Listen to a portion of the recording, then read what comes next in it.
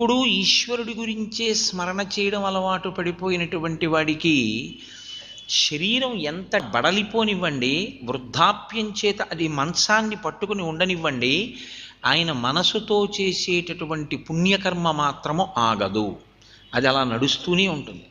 అది ఎక్కడ వరకు వెడుతుంది అంటే దాని జవం ఇటువంటిది అంటే అది ఈశ్వరుణ్ణే చేర్చగలదు, ఈశ్వరుడి దగ్గరికి తీసుకెళ్ళిపోతుంది. ఎందుకంటే తలుపు సందులో వేలుపడినప్పుడు శివశివాండం అలవాటు పడిపోయినవాడు, కష్టం వచ్చినప్పుడు శివశివాండానికి అలవాటు పడిపోయినవాడు తన ప్రాణోత్క్రమణమవుతున్నప్పుడు కూడా శివశివ అనగలడు.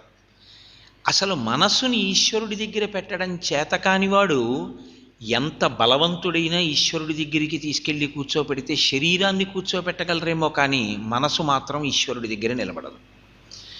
పరమేశ్వరుడు అనేది ఏమిటంటే నా యందు నీ మనసు పెట్టు అని ఆయన అంటాడు.